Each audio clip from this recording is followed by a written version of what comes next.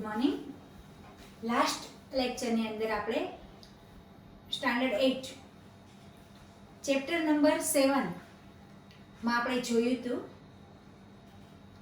કે વન નાબૂદી કરવાના કારણો શું છે, વન નાબૂદી શું કામે કરે છે, એમના પાછળના પરિણામો શું કહેવા માંગે છે, એના પરિણામોથી આપણે સજીવ સૃષ્ટિની અંદર કઈ અસર પહોંચશે, આ બધા જ પોઈન્ટ આપણે લાસ્ટ લેક્ચરની અંદર જોયા હતા.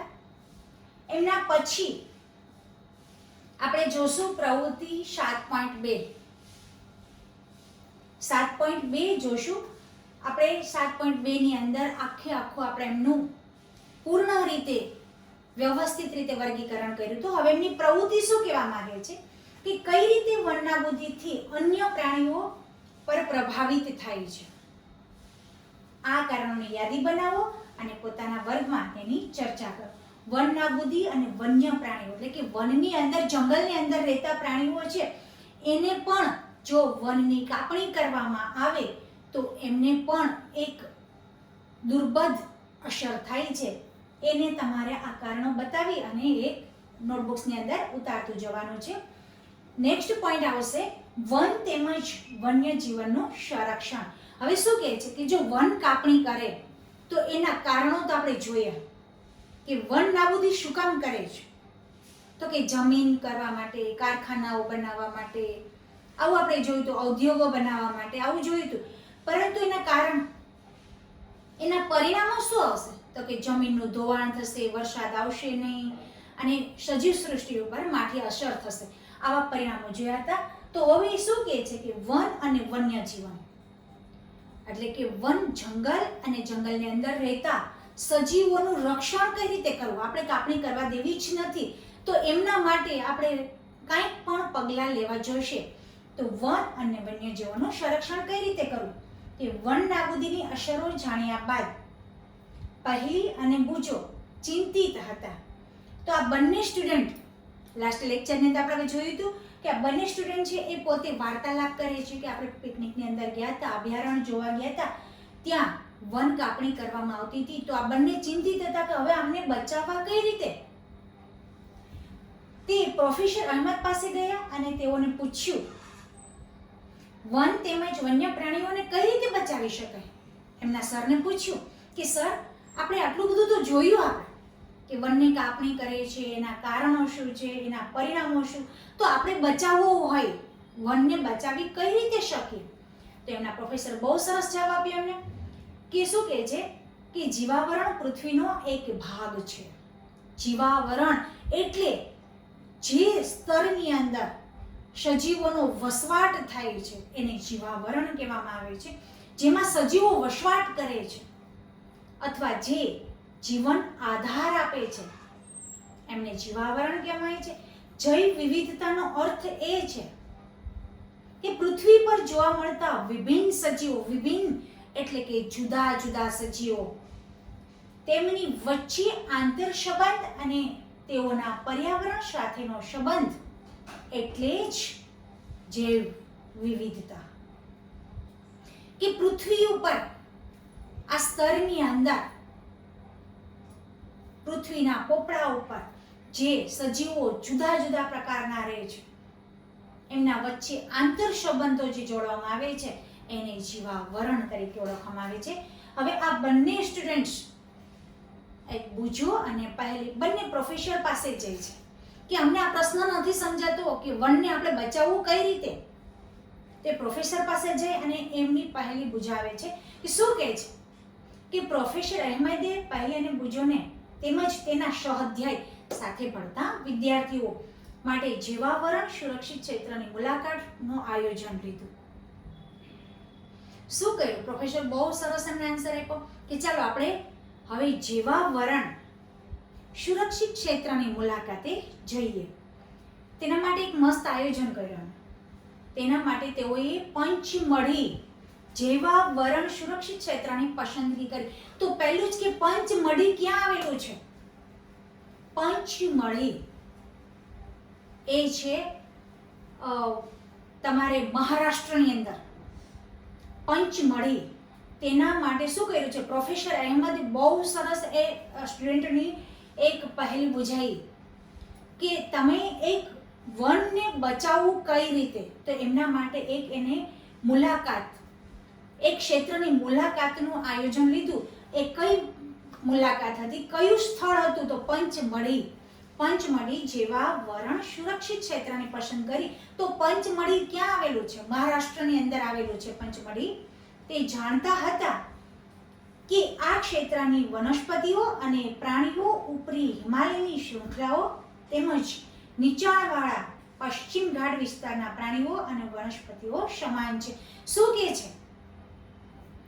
જેવા વરણ સુરક્ષિત ક્ષેત્ર જેની અંદર મેં હમણાં જ તમને આપણે જ્યારે ચેપ્ટરની શરૂઆત કરી લાસ્ટ લેક્ચરની અંદર ત્યારે મેં તમને આમની વ્યાખ્યા પણ કહી હતી કે જેની અંદર વનસ્પતિઓ, પ્રાણીઓ અને આદિવાસી પ્રજાતિઓ જે એક પશુપાલનના એક ધંધાર્થી સુરક્ષિત ક્ષેત્રોમાં એનો વસવાટ કરી શકતા હોય, સુરક્ષિત રહી શકતા હોય એવું ક્ષેત્ર એટલે કે જેવા વરણ સુરક્ષિત ક્ષેત્ર. એ બધા જ પ્રાણીઓ એક સમાન શરીર વ્યવસ્થિત રીતે પોતાની સુરક્ષા સહિત રહી શકતા હોય છે. પ્રોફેસર અહેમદને વિશ્વાસ હતો કે આ ક્ષેત્રની જૈવ વિવિધતા આગવી છે, આગળ પડતી છે. આમનાથી જ આ વિદ્યાર્થીઓને છે એ સંતોષકારક એમના પ્રશ્નનો ઉત્તર એમને મળી જશે. આ ક્ષેત્ર જૈવ વિવિધતા આગવી છે. તેઓએ વન કર્મચારી ત્યાં પણ જઈને મુલાકાતે ગયા. ત્યાં એક પણ કર્મચારી કે જે આખા વન એટલે કે જંગલ જે છે એનું વન છે એમના એક કર્મચારી શ્રી માધવજીને જેવા વરણ સંરક્ષિત ક્ષેત્રના વિદ્યાર્થીઓનું માર્ગદર્શન કરવાનો અનુરોધ કર્યો. જે પ્રોફેસર હતા સ્ટુડન્ટના એમને વન કર્મચારી શ્રી માધવજીને એક આવેદન કર્યું કે અમારા વિદ્યાર્થીઓ છે એને વન કઈ રીતે બચાવવું ને એમને જાણવું છે, એટલા માટે અમે અહીંયા આવ્યા છીએ. તો તમે અમારા વિદ્યાર્થીઓને આ માર્ગદર્શન પૂરું પાડો એવું અહેમદ પ્રોફેસરે એ શ્રી માધવજી વન કર્મચારી છે એમને આવેદન કર્યું, અનુરોધ કર્યો. તેઓએ જણાવ્યું કે જૈવિક મહત્વ ધરાવતા ક્ષેત્રનું સંરક્ષણ બચાવ એ આપણી રાષ્ટ્રીય પરંપરાનો એક ભાગ છે.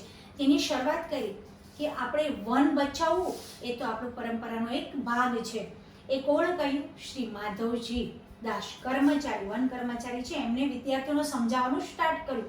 તો માધવજીએ વિદ્યાર્થીઓને સમજાવવાનું કે આપણા વ્યક્તિગત પ્રયત્નો તેમજ સમાજના પ્રયત્નોથી વિશેષ સહકારી સંસ્થાઓ પણ વન અને પ્રાણીઓ, વન્ય પ્રાણીઓનું રક્ષણ માટે કાર્યરત છે. શું કહે છે વન કર્મચારી શ્રી માધવજી? એવું કહે છે વિદ્યાર્થીઓને કે આપણે એક જ વ્યક્તિગત પ્રયત્નો તો કરીએ જ છીએ કે વનને કેમ બચાવવું, વન્ય પ્રાણીઓને કેમ બચાવવા. એ આપણે વ્યક્તિગત તો પ્રયત્ન કરીએ જ છીએ, એ સાથે સાથે સમાજના પ્રયત્નો, સહકારી સંસ્થાઓ પણ આ વન અને વન્યજીવોને બચાવવાનો પ્રયત્ન કરે છે. સરકાર તેમજ તેઓની સુરક્ષા અને સંરક્ષણ માટેના નવા નિયમો પણ બહાર પાડે છે, પદ્ધતિઓ અને યોજના પણ બનાવે છે. ઘણી વખત તમે જોયું હશે વૃક્ષારોપણ આપણે આવે છે, આપણે વૃક્ષારોપણનું સ્કૂલની અંદર આયોજન કરીએ છીએ. તો એ વૃક્ષારોપણ છે એ જ એક વનને બચાવ કરવાનો, એટલે કે વનને વધારે વૃક્ષો ઉગાડવાથી પણ આપણે વનનો બચાવ કરી અને એમાં વધારો કરી શકીએ છીએ. પછી પ્રાણીઓ, સિંહ બચાવો એ પણ આપણે સ્કૂલની અંદર આયોજન કરેલું જ છે. તો સિંહ બચાવો એટલે કે વન્ય પ્રાણીઓ એ પણ આપણે સ્કૂલની અંદર આયોજન કર્યું છે. તો સરકાર પણ આવા નવા નિયમો અને પદ્ધતિઓનું યોજના બનાવતા જ હોય છે. વન્ય પ્રાણીઓ અભયારણ્ય, રાષ્ટ્રીય ઉદ્યાન, જે વરણ સુરક્ષિત ક્ષેત્ર, આ ત્રણેય મેં તમને સમજાયા છે. વગેરે વનસ્પતિઓ અને પ્રાણીઓ માટે સુરક્ષિત તેમજ સુરક્ષિત ક્ષેત્ર છે. હવે શું કહે છે કે વન અને વન્ય પ્રાણીઓ ક્યાં સુરક્ષિત રહી શકે છે, કઈ એવી જગ્યા છે ત્યાં પ્રાણીઓ પોતાનું જીવન વ્યતીત કરી શકે છે, તો 3 એવા ક્ષેત્ર છે કે વન્ય પ્રાણી અભયારણ્ય, રાષ્ટ્રીય ઉદ્યાન અને જીવાવરણ સુરક્ષિત ક્ષેત્ર છે. આ 3 એવા સ્થળ છે જ્યાં પ્રાણીઓ, વન અને વન્ય પ્રાણીઓ એ સુરક્ષિત રહી શકે છે. વનસ્પતિ અને પ્રાણીઓ અને તેમના નિવાસોને સંરક્ષણ માટે સુરક્ષિત ક્ષેત્ર જાહેર કરવામાં આવ્યા છે, જેને અભયારણ્ય, રાષ્ટ્રીય ઉદ્યાન અને જીવાવરણ આરક્ષિત વિસ્તાર કહીએ છીએ આપણે. જો શું કહે છે કે વનસ્પતિ અને પ્રાણીઓને વ્યવસ્થિત રીતે પોતાનું નિવાસસ્થાન થઈ શકે છે અને પોતે સુરક્ષિત રહી શકે એમના માટે સરકારે અભયારણ્ય, ઉદ્યાન, રાષ્ટ્રીય ઉદ્યાન અને જૈવ આવરણ સુરક્ષિત ક્ષેત્રો પણ જાહેર કરવામાં આવ્યા છે.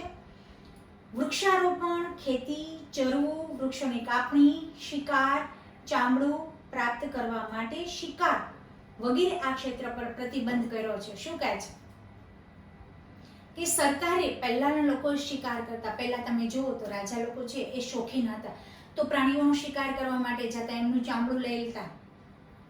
આવું બધા જ જે કાયદાઓ હતા, પહેલા રાજાઓ હતા એવું આવા શોખીન હતા, તો એમના માટે સરકારે આ બધા જ ઉપર વૃક્ષારોપણ, ખેતી, ચરવું, વૃક્ષોની કાપણી, શિકાર, ચામડું પ્રાપ્ત કરવા માટે શિકાર કરવો, એ લોકો એમ કહેતા કે શિકાર કરી અને આ બધી પ્રવૃત્તિ કરી શકતા હતા, એમના ઉપર સરકારે પ્રતિબંધ કરાયો છે. હવે અભયારણ્ય એટલે શું? જો તમને અત્યારે જ વ્યાખ્યા આપી, આપણા ચેપ્ટરની અંદર અત્યારે વ્યાખ્યા આપી કે અભયારણ્ય એટલે શું, જે કે આપણે લાસ્ટ લેક્ચરની અંદર જ્યારે ચેપ્ટરની શરૂઆત કરી ત્યારે જ આપણે આના વિશે બહુ સરસ વિસ્તારપૂર્વક વર્ણન કર્યું હતું.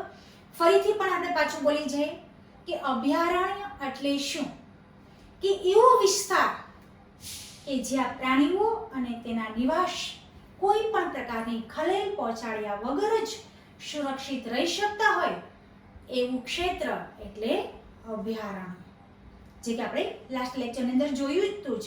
એમના પછી ઉદ્યાન, તો કે રાષ્ટ્રીય ઉદ્યાન કોને કહેવામાં આવે છે? તો કે વન્ય પ્રાણીઓ માટે આરક્ષિત ક્ષેત્ર કે જ્યાં સ્વતંત્ર રૂપે નિવાસ અને તેમજ પ્રાકૃતિક સંસાધનોનો ઉપયોગ કરી શકે એવી જગ્યા એટલે રાષ્ટ્રીય ઉદ્યાન.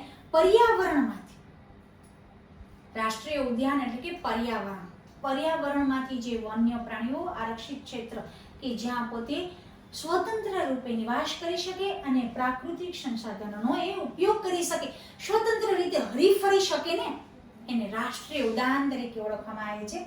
જીવાવરણ આરક્ષિત વિસ્તાર કોને કહેવામાં આવે છે?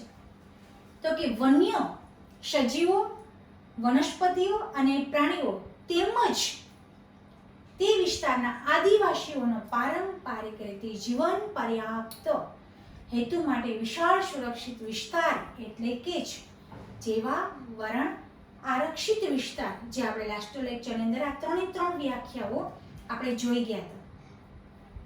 એ આ 3 જે ક્ષેત્ર છે એ ક્ષેત્ર વન અને વન્યજીવોનું સંરક્ષણ માટેના સરકાર તરફથી એક મોટો વિસ્તાર આપણને પ્રદાન કર્યો છે, જેમાં આપણે પશુઓને વ્યવસ્થિત રીતે એમના નિવાસ અને એ સ્વતંત્ર રીતે રહી શકે ને એવો વિસ્તાર ફાળવવામાં આવ્યો છે. હવે એમના પછી કે તમારા જિલ્લા, બહુ સરસ છે, બહુ ધ્યાન આપજો, કેમ કે એક્ઝામની અંદર પણ આવા પોઈન્ટ પૂછાય છે. આ કોષ્ટક પણ બંધ બેસતો પણ પૂછાઈ શકે છે કે તમારા જિલ્લા, રાજ્ય તેમજ દેશના રાષ્ટ્રીય ઉદ્યાન અને અન્ય પ્રાણીઓ અભયારણ્યો તેમજ જૈવવરણ સુરક્ષિત પ્રદેશોની સંખ્યા શોધો તથા કોષ્ટક 7.1 ની પૂર્તતા કરો. આ ક્ષેત્ર તમારા રાજ્ય તેમજ ભારતના રેખાંક ચિત્ર દર્શાવો. શું કહે છે કે મેપ આપવાનો છે, આપણે ભારતનો નકશો જોવાનો છે અને એની અંદર કે અભયારણ્ય ક્યાં આવેલું છે, પછી તમારે જીવાવરણ સુરક્ષિત પ્રદેશો ક્યાં આવેલા છે અને ઉદ્યાનો, રાષ્ટ્રીય ઉદ્યાન ક્યાં આવેલો છે એ તમારે રેખાંકિત ચિત્રમાં બતાવવાનું છે. પ્લસમાં તમને બીજું બી આપ્યું છે કે 7.1 સંરક્ષણ માટે સુરક્ષિત વિસ્તાર ક્યાં આવેલા છે એ આપણે અહીંયા દર્શાવવાનું છે. તો હું તમને જો અહીંયા દર્શાવું છું, શું કહે છે કે રાષ્ટ્રીય ઉદ્યાન, વન્ય પ્રાણી અભયારણ્ય અને જૈવાવરણ આરક્ષિત વિસ્તાર છે એ તમારા જિલ્લાની અંદર છે? તો કે ના, આપણે જુનાગઢ જિલ્લાની અંદર નથી, એટલે આપણે અહીંયા ડેશ ડેશ કરી દઈશું. આપણી અંદર ક્યાંય બી છે નહીં. પ્લસ મારા રાજ્યની અંદર રાષ્ટ્રીય ઉદ્યાન, રાજ્ય, તો કે હા, એમની અંદર 4 ઉદ્યાન છે. જો મારી સાથે કદાચ તમે લખતા હોય તો આ કોષ્ટક તમારા પાઠ્યપુસ્તકની અંદર પેન્સિલ વડે અત્યારે જ પૂરી લેજો. જ્યારે તમે લેક્ચર જુઓ છો ત્યારે તમે આ કોષ્ટક તમારા પાઠ્યપુસ્તકની અંદર પૂરી નાખજો. શું કહે છે કે મારા રાજ્યમાં રાષ્ટ્રીય ઉદ્યાન 4 છે. વન્ય પ્રાણી અભયારણ્ય, તમારી આ વન્ય રાજ્યની અંદર તમારી અંદર 19 હશે. શું કહે છે? રાજ્યમાં 19 છે અને જૈવાવરણ આરક્ષિત વિસ્તાર જે કે છે જ નહીં. હવે એમના પછી શું કહેવામાં આવે છે કે મારા દેશમાં રાષ્ટ્રીય ઉદ્યાન કેટલા છે? તો કે મારા દેશની અંદર રાષ્ટ્રીય ઉદ્યાન છે એ 14. હા, દેશમાં 14 રાષ્ટ્રીય ઉદ્યાન છે. વન્ય પ્રાણી ઉદ્યાન છે 448 છે. સોરી, અહીંયા આવશે 90 આવે છે. મારા દેશમાં રાષ્ટ્રીય ઉદ્યાન 90 છે અને વન્ય પ્રાણી અભયારણ્ય છે 448 છે. અને દેશની અંદર, એટલે ભારતની અંદર જ વાત કરે છે કે જૈવાવરણ આરક્ષિત વિસ્તાર છે એ 14 આવેલા છે. જો તમે મારી સાથે વર્ક કરતા હોય તો આટલું કરી લેજો કે શું કહે છે કે રાષ્ટ્રીય ઉદ્યાન 4 છે, વન્ય પ્રાણી અભયારણ્ય એ 19, એટલે વધીને કદાચ ઓબ્લિક્સમાં હું કરું છું કે 21 પણ અત્યારે બોલે છે. મારા રાજ્યની અંદર 19, અત્યારે 21 બોલે છે. જૈવાવરણ આરક્ષિત વિસ્તાર તો છે જ નહીં. મારા દેશની અંદર રાષ્ટ્રીય ઉદ્યાન 90 છે અને વન્ય પ્રાણી અભયારણ્ય છે એ 448 છે અને આરક્ષિત વિસ્તાર જૈવાવરણ આરક્ષિત વિસ્તાર છે એ 14 છે. જો તમે મારી સાથે પૂરતા હોય તો આ કોષ્ટકને અનુસરજો અને પૂરી જ લેજો. એમના પછી તમને મેપ પણ બતાવ્યો છે કે પંચમઢી આપણે જોયું હતું. મેં તમને કહ્યું હતું પંચમઢી અભયારણ્ય, પીપરિયા તરફ, અને આખો એમને ગેટ આપ્યો છે અને પછી પંચમઢી આપી છે. આ તમને આખું ગોરી અને પંચમઢી આ બંને છે એ અભયારણ્ય આપેલા છે. હવે એમના પછી તમે જોશો શું કહે છે, જૈવ આરક્ષણ વિસ્તાર કોને કહેવામાં આવે છે? ક્યાં આવેલા છે? જૈવ આરક્ષણ વિસ્તાર ક્યાં આવેલો છે? તો કે પ્રોફેસર અહેમદ અને માધવજી. માધવજી કોણ હતા? તો કે વન કર્મચારી. ફરીથી તમને યાદ કરાવી દો કે પ્રોફેસર અહેમદ છે એ જે બે સ્ટુડન્ટ છે એમના પ્રોફેસર છે અને માધવજી છે એ વન કર્મચારી છે. તેની સાથે વિદ્યાર્થીઓ પણ જૈવ આરક્ષણ વિસ્તારમાં પ્રવેશે. જૈવ આરક્ષણ વિસ્તાર એટલે કે જ્યાં વનસ્પતિઓ અને પ્રાણીઓ અને આદિવાસી પ્રજાતિઓ પશુપાલન સાથે સુરક્ષિત એક મોટા વિસ્તારની અંદર જે રહી શકતા હોય એને શું કહેવામાં આવે છે? જૈવ આરક્ષણ વિસ્તાર તરીકે ઓળખવામાં આવે છે. એમની અંદર એ પ્રવેશ્યા. માધવજીએ સમજાયું કે જૈવ વિસ્તારના રક્ષણ માટે જૈવ આરક્ષણ વિસ્તાર બનાવવામાં આવ્યો છે. જેમ કે તમે જાણો છો કે જૈવ વિવિધતા એટલે સજીવોની વિવિધતા એટલે કે કોઈ પણ ક્ષેત્રમાં જોવા મળતી બધી જ વનસ્પતિ સજીવ જ છે. એટલે કે વનસ્પતિઓ, પ્રાણીઓ. હવે જો તમને આમની આખી વ્યાખ્યા આપી છે કે જૈવ આરક્ષણ વિસ્તાર એટલે શું કહે છે કે જૈવ વિવિધતા એટલે કે કોઈ પણ ક્ષેત્રમાં જોવા મળતી બધી જ વનસ્પતિ, પ્રાણીઓ, સૂક્ષ્મ જીવોની અંદર શું આવી જાય? તો કે વાયરસ, બેક્ટેરિયા, ફૂગ, લીલ, આ બધા જ વિભિન્ન એટલે કે જુદા જુદા પ્રજાતિઓ જેની અંદર સમાવેશ થાય છે એને જૈવ આરક્ષણ વિસ્તાર તરીકે ઓળખવામાં આવે છે. કોઈ પણ ક્ષેત્રની જૈવ આરક્ષિત વિસ્તાર તે ક્ષેત્રની જૈવ વિવિધતા અને સંસ્કૃતિને જાળવી રાખવામાં સહાયક કરે છે. કોઈ પણ જૈવાવરણ આરક્ષિત વિસ્તાર અંતર્ગત અને તથા સુરક્ષિત વિસ્તારમાં પણ હોઈ શકે છે. એટલે કે બધા જ જેટલા વિવિધ વનસ્પતિઓ હોય એ આ વિસ્તારની અંદર તમને જોવા મળી જશે. વિવિધ પ્રકારના પ્રાણીઓ છે આ વિસ્તારની અંદર તમને જોવા મળી જશે. વિવિધ સંસ્કૃતિ જાળવવામાં સહાયક કરે છે અને કોઈ પણ જીવાવરણ આરક્ષિત વિસ્તારની અંતર્ગત અન્ય સુરક્ષિત વિસ્તાર પણ હોઈ શકે છે. પંચમઢી મેઇન ક્વેશ્ચન આવ્યો, પંચમઢી જીવાવરણ આરક્ષિત વિસ્તારના, પંચમઢીમાં આપણે ક્યાં ગયા છે અત્યારે? તો કે પંચમઢીમાં આપણે જોયું હતું. પંચમઢી ક્યાં આવેલી છે? મહારાષ્ટ્રની અંદર. આપણે જોયું હતું લાસ્ટ લેક્ચરની અંદર કે પંચમઢીમાં આ સ્ટુડન્ટ બધા ગયા છે ત્યાં જોવા માટે કે પંચમઢી એ જીવાવરણ આરક્ષિત સુરક્ષિત જગ્યા છે. તો એ ક્યાં આવેલી છે? તો કે મહારાષ્ટ્રની અંદર છે. જીવાવરણ આરક્ષિત વિસ્તારમાં શું છે? સાતપુડા નામનો એક રાષ્ટ્રીય ઉદ્યાન. પંચમઢીમાં શું છે કે સાતપુડા નામનું એક રાષ્ટ્રીય ઉદ્યાન છે તથા શું છે? અભયારણ્ય પણ છે. પણ કયા કયા અભયારણ્ય છે ત્યાં? પંચમઢીની અંદર એક ખાસ ધ્યાન રાખજો, કદાચ એમસીક્યુ ની અંદર પૂછાઈ શકે. પંચમઢીમાં કયો રાષ્ટ્રીય ઉદ્યાન છે? તો કે સાતપુડા નામનો એક છે. પછી તમને એમ બી પૂછે કે પંચમઢીની અંદર કયા બે અભયારણ્યો આવેલા છે? તો પહેલું છે શું છે? બોરી અને પંચમઢી. આ બંને જ અભયારણ્યો છે. પંચમઢીમાં જ પંચમઢી નામનો એક અભયારણ્ય બનાવવામાં આવ્યો છે.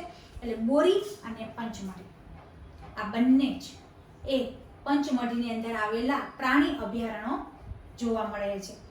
તો હવે પછી આપણે જોઈ ગયા.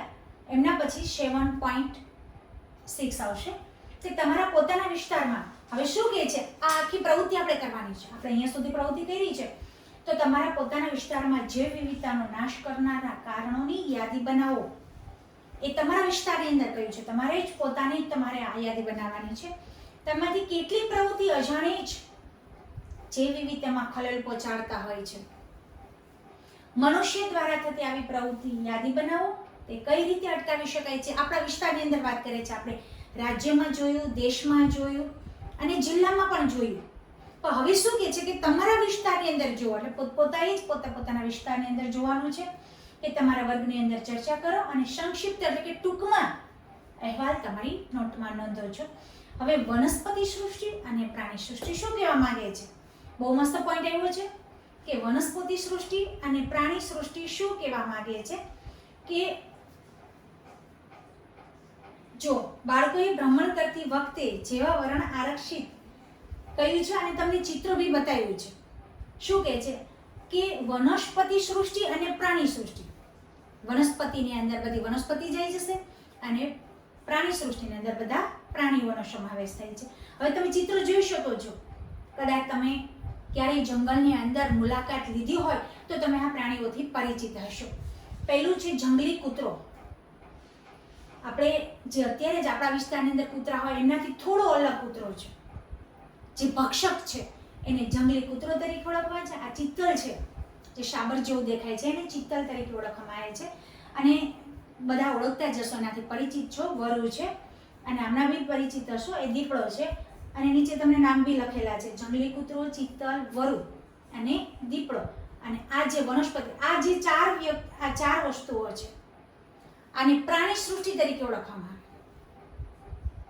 આ ચારે ચાર છે ડી સુધીના એ બધા પ્રાણી સૃષ્ટિ છે અને બંને વનસ્પતિ છે એટલે વનસ્પતિ સૃષ્ટિની અંદર સમાવેશ થશે. પહેલું હંસરાજ છે અને બીજું જાંબુનું વૃક્ષ છે.